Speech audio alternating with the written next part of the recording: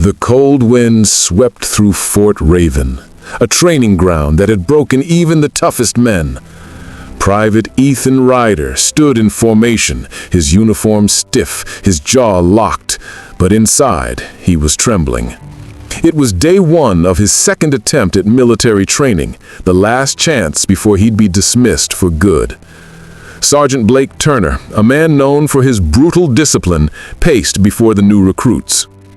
"You think you're soldiers? You're nothing but raw clay. I'll find the weak ones and I'll crush 'em." His eyes landed on Ethan, the oldest recruit, late 20s, slightly limping from a past injury. Turner smirked. "You again, Ryder? Didn't you wash out last year?" Laughter rippled through the ranks. Ethan swallowed hard. "Yes, sir, but I'm here to finish what I started." Turner's grin faded. "We'll see about that." The morning drills were merciless. Burpees in mud, crawling under barbed wire, and 20-mile marches with 50-pound packs. Ethan kept falling behind, his leg throbbing with every step. Private Henderson, the cocky leader of the younger recruits, whispered loudly, "Old man's gonna drop before breakfast." More laughter followed. But Ethan didn't react. He learned silence was his armor. Every insult, every shove, every sneer reminded him why he was here, not for glory, but for his brother. 2 years earlier, his younger brother Liam had died in active duty. He blamed himself. He was supposed to protect him, to lead him into the army, not bury him before 23. During a grueling obstacle course, Ethan's strength failed.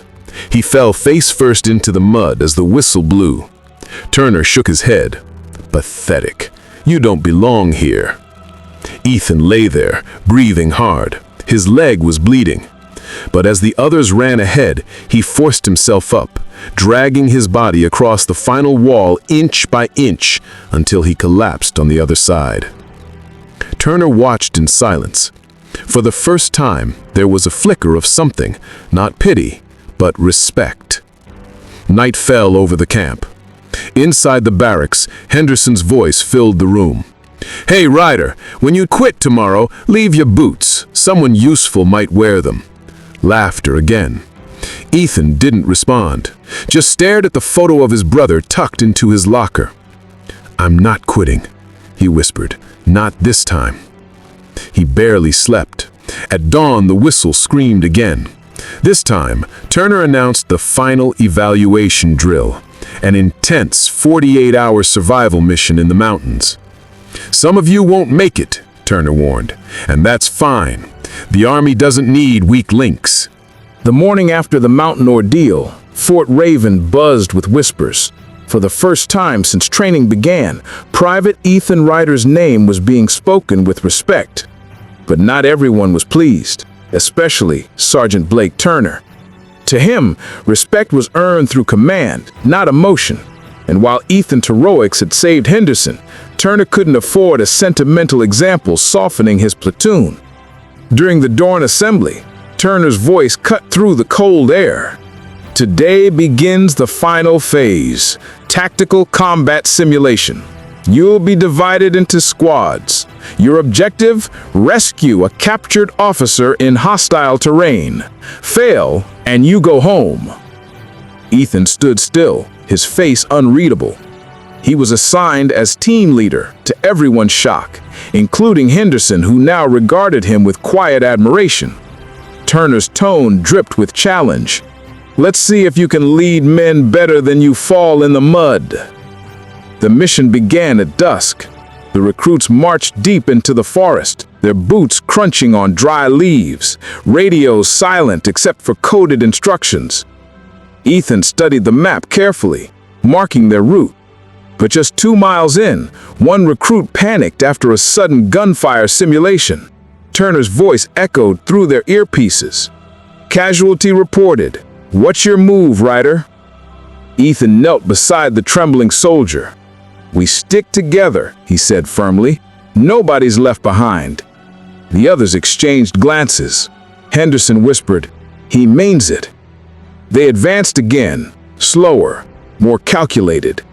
But as they neared the objective point, the traps intensified. Flashbangs, smoke, and simulated ambushes designed to break focus.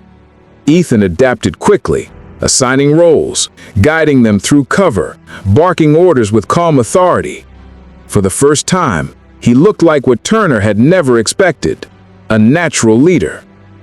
Halfway through the exercise, the squad reached a ravine. A single rope bridge stretched across it, swaying under the wind. The mission directive was clear. The captured officer's location was on the other side. "Ryder, move!" Turner's voice crackled through the radio. "Clock's ticking." Ethan tied the line, secured it, and crossed first. The team followed one by one. Then suddenly, a deafening crack. The rope snapped. 2 recruits fell into the shallow stream below, injured, frightened. Ethan slid down, ignoring his own pain, and lifted one out of the mud, shouting for Henderson's help. When they finally made it across, Henderson noticed something. The cut on the rope wasn't from wear. It was clean, sharp, deliberate. Someone had sabotaged it. Ethan frowned. "We keep going. Mission first." By midnight, the team was exhausted but close to the target. When they reached the mock enemy base, Ethan halted the squad and whispered the plan. But as they began their approach, a flare shot into the sky, exposing their position. Gunfire erupted. Chaos. "Who fired that?" Ethan shouted. But before anyone could answer, Turner's voice boomed through the radio. "Simulation failed. You're all dead. Report back immediately." Back at camp, Turner's glare was venomous. "You jeopardized the mission, Ryder. You disobeyed direct timing orders." Ethan stood stunned. "Sir, we were sabotaged. Someone cut the rope, the flare." "Enough," Turner roared. "Excuses don't win wars." The humiliation was public. The men who had started to respect Ethan looked away. Henderson clenched his fists in anger, but Ethan only saluted and said, "Yes, sir." That night, he sat alone outside the barracks staring at the stars. A voice behind him whispered, "You don't deserve this." It was Henderson. He crouched beside him, showing his phone, secretly recorded footage from the mission. In the video, before the rope broke, Turner himself was seen inspecting the line. Ethan's breath caught. "He wanted me to fail," he said quietly. The next morning, news spread that the commander, Colonel Rains, would personally oversee the final training review, a live drill involving all squads. The winner would earn immediate recommendation for officer school. Turner smirked as he called Ethan forward. "Ryder, still think you're leadership material?" Ethan looked him in the eye. "No, sir. I don't think. I know." The colonel raised a brow at the confidence. "Then prove it." The drill began. Terrain, forest, desert, urban ruins. Objective: retrieve a dummy wounded officer and evacuate safely under simulated fire. Ethan's squad moved like clockwork. Every command was precise, every motion deliberate. At one point, a recruit stumbled under heavy pack weight. Turner's voice crackled through the speaker, mocking, "Leave him! Time's running out!" Ethan ignored it. No man left behind. He carried the injured recruit himself, sprinting under fake gunfire, weaving through smoke. By the time they reached the extraction point, the timer buzzed. They'd done it. But not just completed the mission, they'd done it with everyone standing. The base fell silent as Colonel Rains reviewed the footage. After what felt like hours, he finally spoke. "In all my years, I've seen soldiers who follow orders and a few who redefine them." He turned toward Turner. "Sergeant Turner, care to explain why the simulation data shows deliberate rope interference in Ryder's mission?" The color drained from Turner's face. The colonel continued, voice calm but deadly. You undermined a trainee to test his limits. You endangered lives, even in simulation. You're dismissed pending inquiry. Gasps rippled through the ranks. Rains then looked at Ethan.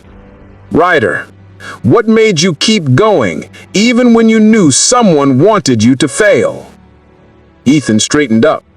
Sir, because soldiers don't fight for revenge. We fight to prove that what's right is still worth standing for. The colonel nodded slowly. Then stand proud, soldier. That evening, the recruits gathered around the campfire, no longer divided by mockery or pride. Henderson handed Ethan a folded piece of paper, his brother's medal recovered from Ethan's bag during training. You earned this back, Henderson said quietly. Ethan looked at the medal, eyes glistening.